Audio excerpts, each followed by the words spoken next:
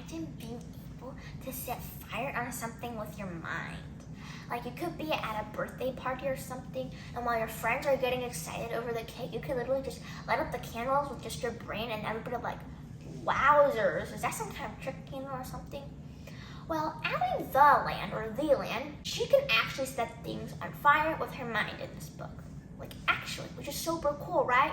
Except there's a little snag in this road. She can only set things on fire when she's really, really, really mad. Like rhinoceros, Red Bull kind of mad. And usually Allie keeps pretty calm. Like, you know, like a sort of like a volcano. Usually the magma inside is like bubbling, angry, and that's how Allie is most of the time. She has this kind of anger at some people sometimes, and it's like really big, but she keeps it inside of herself. But then one day, finally, that volcano literally explodes upward and sprays everywhere because this kid named Ray makes fun of her social, economic, I think that's called status, and her parents and stuff like that, and her clothes because she wears hand-me-downs.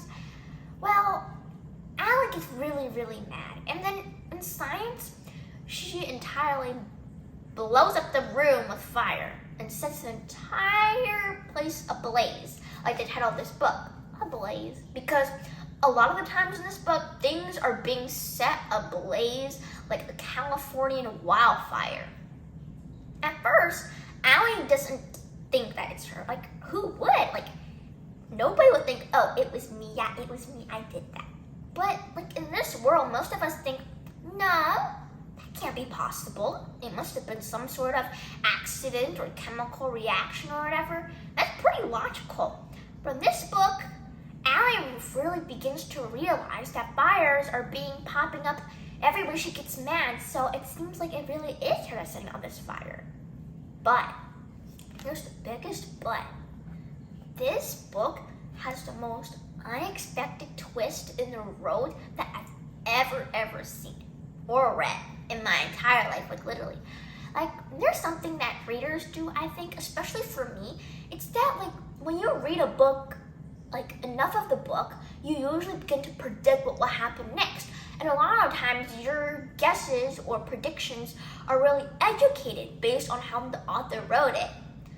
But while I was busy predicting in a way, I found myself blown out of my mind by what actually happened. And I think that if you read this book, you would be blown out of your mind as well. And I really encourage you to read this book, but I won't spoil the twist for you because it would spoil all the fun as well. And since it's like September right now, like 2 months away from Halloween, this book is a really good Halloween read, especially for the kind that likes a good novel to read when it's like scary season, but not scary enough that you're going to have a light, like a nightlight on while you're sleeping. Well, I've had experience with some scary books before, and it was not very well for me, but this book was not the kind that I would usually like keep a light on at night and literally bundle myself up and under the covers. So this book got me thinking, and it really set me at ease at how the author ended this book, but it also sort of built the suspense, like it landed at a cliffhanger, which is one of my favorite kind of books. So I really recommend you to read this book, especially during Halloween season.